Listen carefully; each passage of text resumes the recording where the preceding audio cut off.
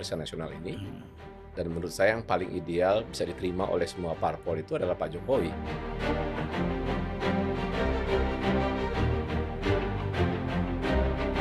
Pak Jokowi dan Partai Golkar memang sudah rapat, Pak. Jadi karena sudah rapat, sudah beriringan, lihat saja iklan-iklan Partai Golkar bersama Pak Jokowi, sehingga tentu itu menunjukkan bahwa kedekatan Pak Jokowi dan kenyamanan Pak Jokowi dengan Partai Golkar.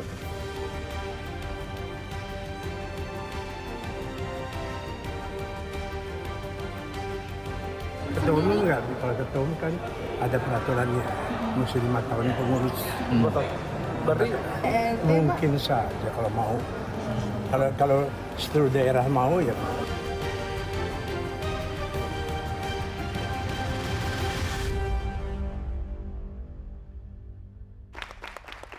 Terima kasih Anda masih bersama kami di Political Show dan kita akan lanjutkan dialog kita pada malam hari ini. Jokowi jadi matahari kembar di koalisi besar.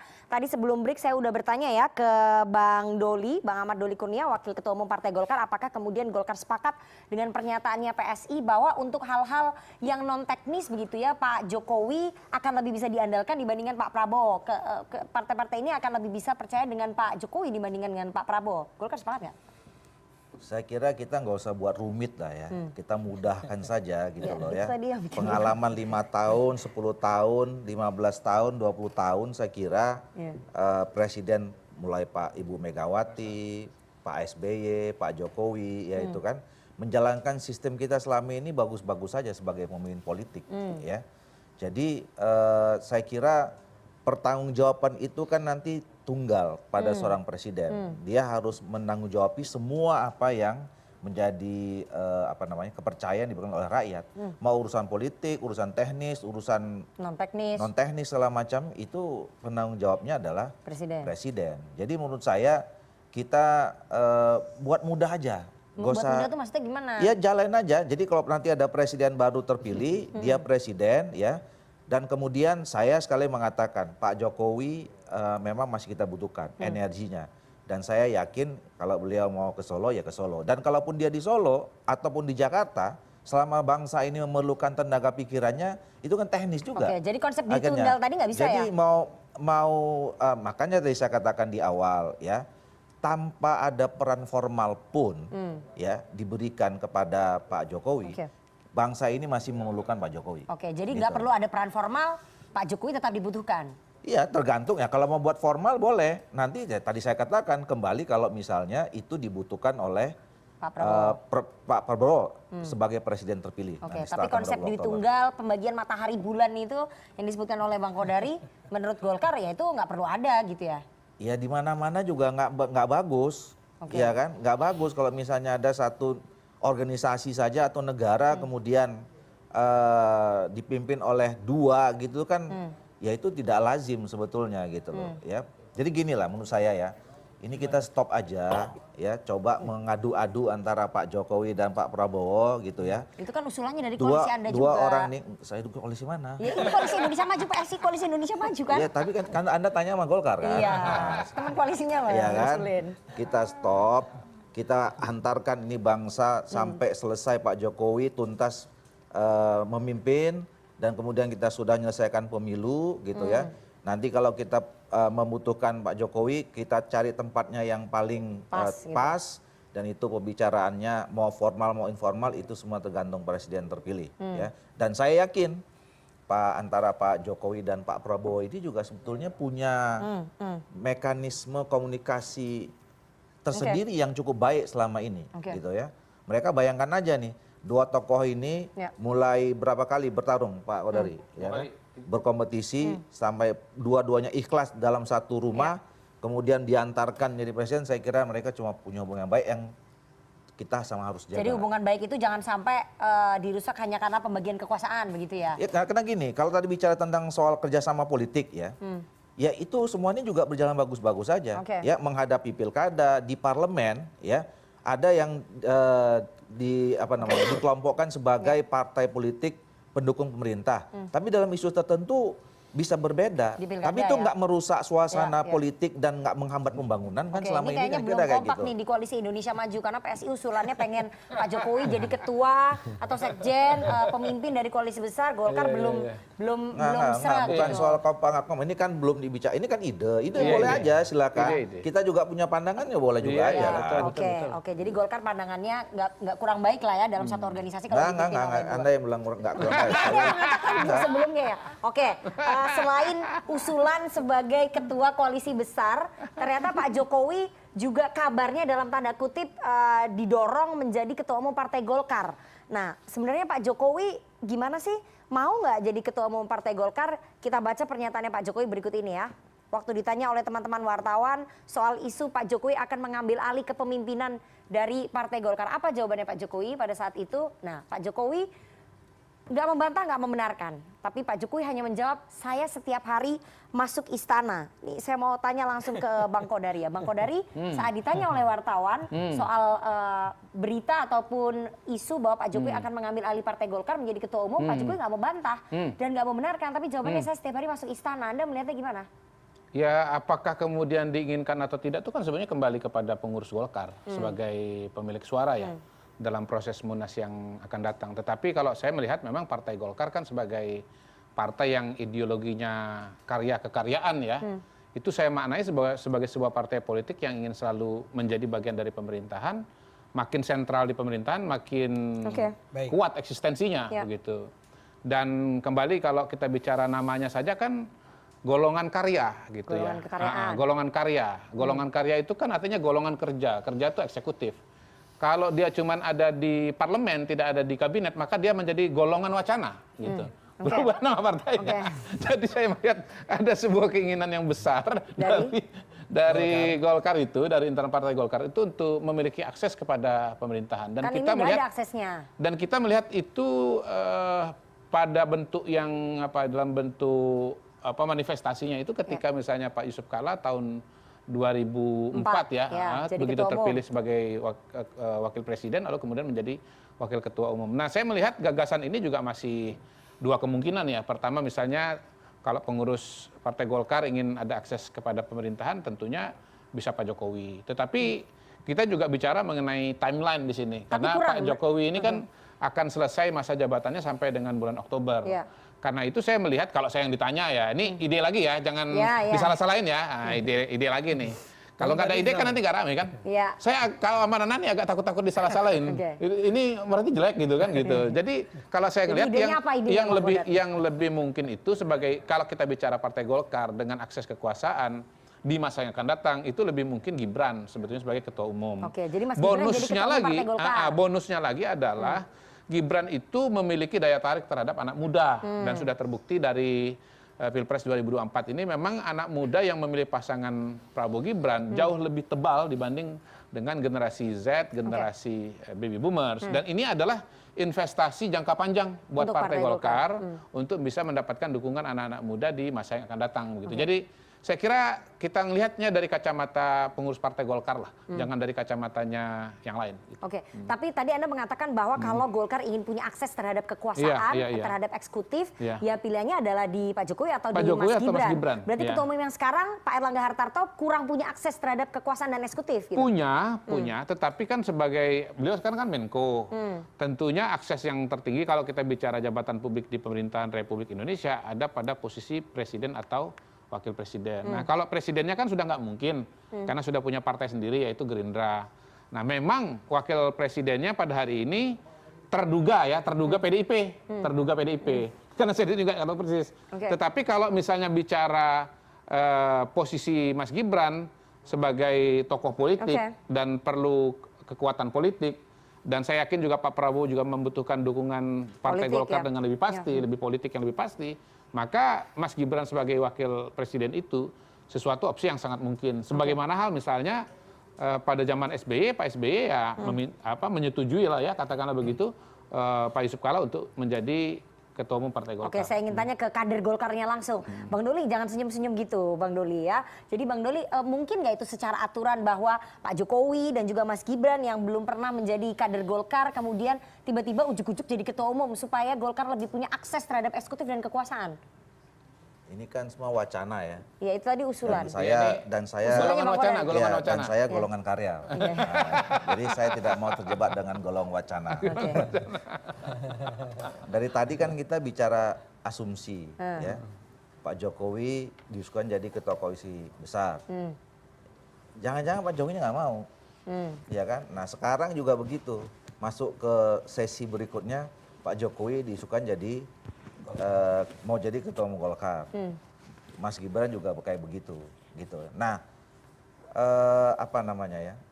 Jadi kalau kemudian itu diasumsikan tindak lanjut dari kedekatan Golkar dengan Pak Jokowi, saya kira belum tentu kayak begitu tafsirnya.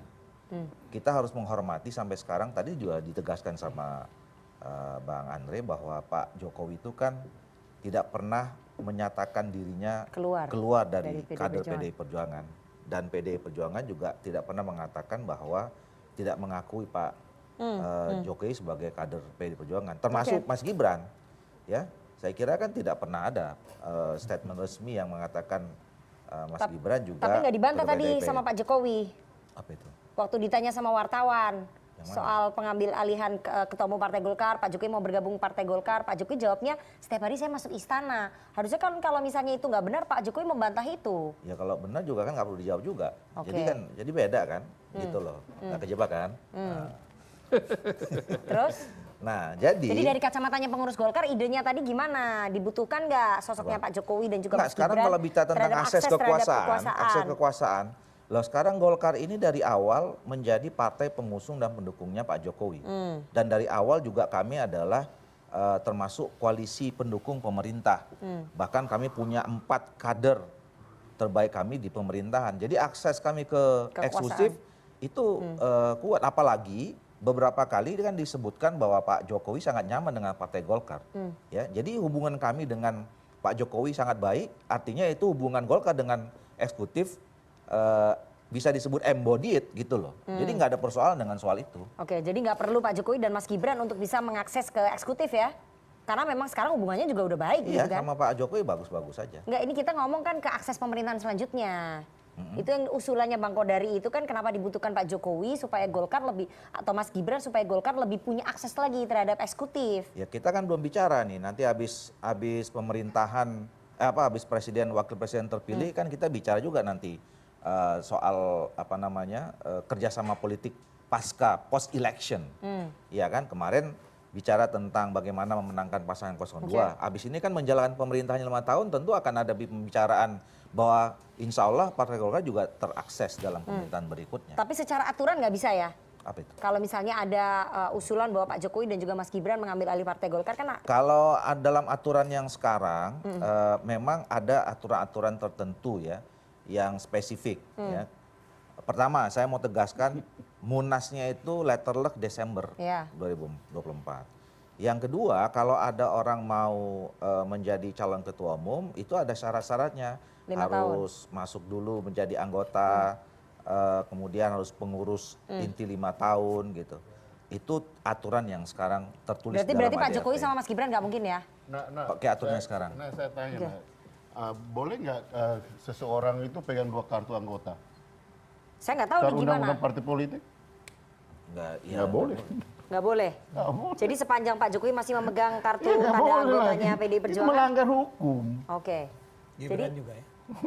Mas Gibran juga ya? Iyalah. Belum dikeluarkan juga dari PDI Perjuangan? Ya kan orang pegang 2 kartu KTA dan ketahuan kan melanggar hukum. Oke, jadi nggak bisa ya Bang ya? Bang Doli ya? Secara aturan nggak bisa ya? Iya, aturan yang sekarang nggak bisa kecuali kalau memang mau menyatakan berhenti dari sana, mau pakai KTA baru tempat partai politik yang lain, ya itu kan lain cerita. Oke, misalnya Pak Jokowi menyatakan berhenti dari PDI Perjuangan masuk ke Partai Golkar secara itu yang aturan? tadi saya katakan, kita jangan berwacana, kan kira-kira begitu kan. Ya, saya mau ke Bang Rey. Bang Rey, ini respon dari petinggi Partai Golkar cukup keras ya. Kemarin Ketua Dewan Pembina Pak Abu Rizal Bakri kan sempat menyebut nggak keras, biasa aja. Kita menjelaskan ADRT kita yang seperti itu. Iya, tapi kan sekjen Partai Golkar nggak 5 tahun langsung jadi sekjen. Apa? Saya Memang setuju. ada beda, ketua umum sama anggota, Oke, jadi kalau kewenangan ketua umum hak harus 5 tahun. sama pengurus beda lagi. Kalau sekjen boleh.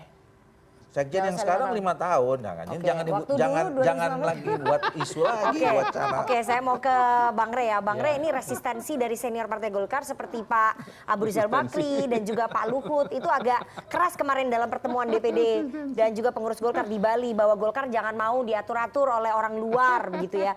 Tapi kita dengar Ada bahwa kalimat itu ya? ada kalimat Jangan itu mau bahwa diatur orang luar gitu. jangan diatur oleh orang luar, itu pernyataannya dari Pak Luhut. Maksudnya wacananya Rifana, Ray Rangkuti kan itu orang luarnya. Oke. Bukan Pak Jokowi mungkin. Nggak tahu kita. Itu pernyataannya Pak Luhut dan pernyataannya Iya, Bang Abu Rizal Bakri bahwa Oke. Golkar jangan mau diatur-atur oleh orang luar gitu. Iya. Saya nggak tahu orang luar itu siapa gitu.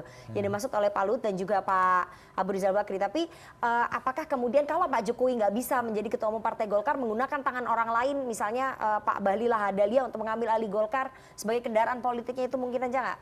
Kalau itu segalanya bisa mungkin kan. Nah, persoalannya kan soal apa yang akan terjadi di Golkar kan.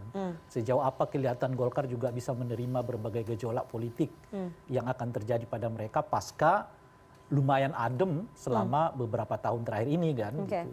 Dan oleh karena itu kalau mau disebut menggunakan macam-macam dan sebagainya itu bisa terjadi. Tapi kan punya pengalaman juga, ada bagian dari anggota kekuasaannya Pak Jokowi itu yang mencoba masuk ke partai politik yang lain itu dan akhirnya gagal kan. Bahkan dalam proses hukum juga akan gagal. Nah itu mungkin juga bagian penting yang harus dievaluasi oleh, katakanlah misalnya kalau ada keinginan kekuasaan dari Pak Jokowi untuk masuk ke Partai Golkar itu. Gitu. Bahwa kenyataannya di partai yang ya artinya secara suara lebih kecil dari Golkar pun, kemampuan untuk penetrasinya juga nggak terlalu tinggi. Jadi resistensinya terhadap Pak Jokowi dan Mas Gibran masuk ke dalam Golkar menurut Anda tinggi? Kalau caranya dengan cara yang kerasa kerusuh, saya pikir semua orang akan punya resistensi. Justru itu akan menimbulkan resistensi yang cukup kuat.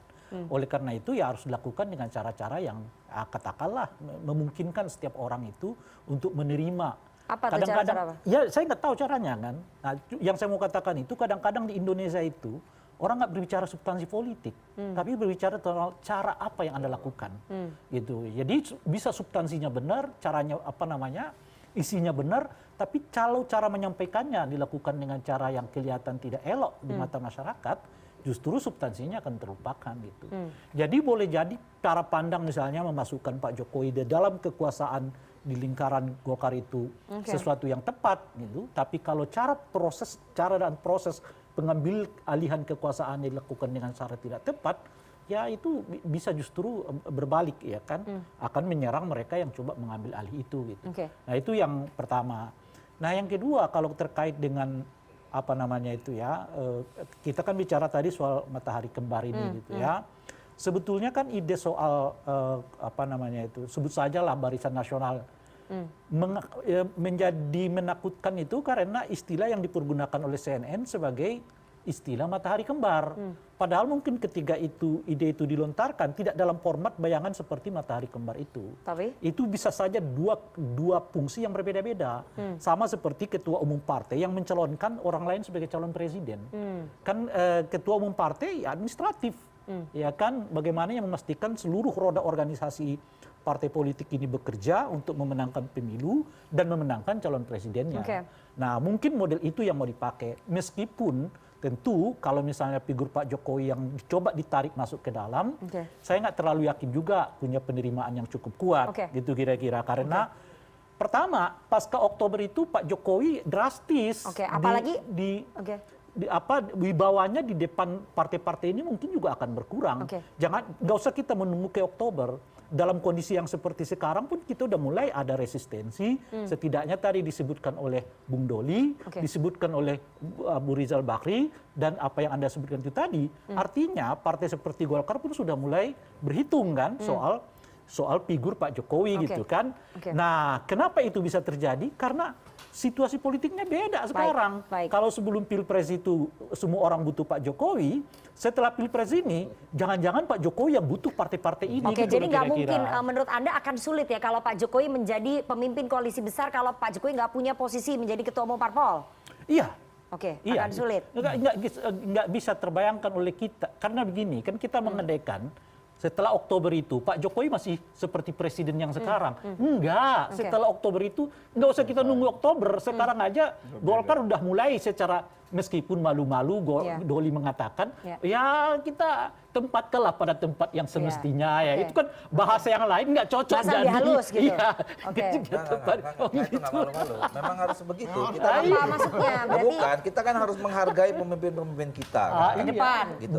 Di mana aja. Oke. Sama kita menghargai Bu Megawati kan masih juga dibutuhkan. Selama ini juga Pak Jokowi kan selama 5-10 tahun juga Iya. terus kemudian berkomunikasi, konsultasi dengan Bu Megawati, sama aja gitu loh maksudnya. Iya. Artinya Doli mau mengatakan kontribusi Pak Jokowi untuk Republik ini selalu dibutuhkan, tapi tidak dalam posisi itu, gitu kan kira-kira. Iya, gitu Bang Doli ya. Iya Bang, bener. Tanya aja sama Oh, saya. enggak, kita kan nanya, bener nggak itu pernyataannya? Kalau Doli balikin ke saya mungkin benar. Oke, berarti nggak dibantah, berarti Ini bener nggak sama, itu. nggak sama yang tadi. Oke, nggak, berarti benar kalau Bang Doli nggak membantah. Saya mau Apa yang tanya mana, dulu yang sama mana, Anda. yang mana? Oke. Ya, itu yang pertama kali bilang Pak Jokowi jadi ketua Partai Golkar siapa ya? Masih ingat nggak? Siapa yang bilang? Nah itu pertanyaan saya karena kayak gini soal Pak Jokowi jadi ketua koalisi itu kan jelas datangnya dari Pak Jeffrey Giovanni kan. Oke, itu di internal Partai Golkar sudah menjadi perbincangan. Bahkan Betul. salah satu majalah juga sudah mengeluarkan laporan investigasinya, begitu ya? Persis. Oke. Itu kan jelas jadi. Nah kalau yang soal Pak Jokowi itu jadi ketua Partai Golkar, jangan-jangan lagi-lagi nih cuman wacana kan. Nah wacananya siapa yang memulai kita nggak tahu. Oke. Apakah memang ada upaya serius untuk menjadikan beliau sebagai ketua Partai Golkar? Mungkin ternyata nggak ada juga gitu Iya, ya. oke. Jadi yang ingin saya katakan adalah bahwa ini adalah rangkaian wacana nih. Orang tuh sedang berpikir paling tidak kalau kita lihat dari posisi Bang Jeffrey Giovanni ya. Dia cuma sedang melihat begini. Indonesia ini butuh persatuan menuju Baik. Indonesia emas ya. Karena itu perlu bersatu partai-partai yang Oke, ada. oke. Nah, untuk itu perlu ada koordinatornya, Oke. ada bulannya. Iya. Disitulah ditemukan nama Pak Jokowi. Nah, kalau sekarang ternyata semua pihak itu menolak ya. Walaupun saya tidak terlalu yakin dari apa yang saya dengar bukan tidak juga menolak, tapi memang sekarang sedang tahap dalam pembicaraan serius ya. Kalau misalnya dia ditolak ya, yang tadi dikatakan oleh Pak Jokowi saya rasa benar. Kalau memang nggak diterima, ya saya sih nggak punya masalah. Saya pulang ke Solo. Ya jadi ininya adalah dia tidak sedang berjuang agar dia menjadi ketua koalisi. Oke. Dia tidak Oke. sedang berjuang untuk Baik. menjadi ketua Golkar. Oke. Kalau kalau kita lihat dari ini, makanya tadi saya sampaikan tadi gitu, dari sejak 2019, 2020, mulai dari wacana, ini kan wacana juga kan, Iya. wacana 3 periode. Memang bukan Pak Jokowi yang ngomong, ini Pak Kodari yang ngomong. Terus kemudian tambah 2-3 Iya, tahun. Pak Luhut yang ngomong. Terus kemudian Dan Kodari menolak Pak Luhut. kemudian ini soal apa yang terjadi di Mahkamah Konstitusi, kemudian perjalanan pemilu. Ini semua bukan dia yang ngomong, tapi kan fokusnya kan ke orang ini. Gitu. Oke, jadi wacana ini jadi menurut kalau Anda kita lihat dari keinginannya Pak Jokowi juga nggak? Jadi kita lihat dari Pak Jokowi kan behave-nya itu. Saya tidak gitu. ingin yang membicarakan itu saudara Jeffrey kata dia kan. Ada dorongan bukan dari saya partai gitu. gitu maksudnya. Gitu. Tapi kan, Gitulah. tapi kan kita tahu kan dari perjalanan ini kan kita tahu. Nah disitulah kehebatan dari Pak Biasa Jokowi. aja, Bos. Biasa aja. Kehebatan Ini dari Pak negara biasa Jokowi. aja. Kehebatan Oke. dari No problem, iya. Oke, nanti Itu kita akan- katanya demokrasi. Kita namanya demokrasi kan banyak ide dan gagasan. Makanya gini. Nanti nah, juga pertanyaan Bung Ade itu jawabannya sama. Yang membicarakan mau ke Golkar Baik. itu ya jelas bukan Pak Jokowi. Baik. Pertanyaan siapa? Itu isu yang dilontarkan oleh media. Oh iya. Nah oke, nanti Pak Jokowi akan Itu sumbernya dari mengatakan, internal Partai Golkar ya, juga. nanti Ya, itu orangnya Jokowi siapa, akan nah? mengatakan, Oke. Siapa nah? ya itu kan media yang membuat, bukan Ya. saya. Ya, baik. Kalau gagal, Kita waktunya udah habis nih. Kita harus tanya nanti sama teman-teman mahasiswa, setuju nggak kalau ada duit tunggal tadi usulan bahwa Pak Jokowi tetap dibutuhkan Ya, pada matahari pemerintahan kembar, matahari selanjutnya. kembar. Ya, saya mengutip Konsisten aja. dong, konsisten Ya, dulu. matahari kembar atau duit tunggal. Tapi kita harus jeda terlebih dahulu. Jangan kemana-mana, tetap bersama kami di Political Show.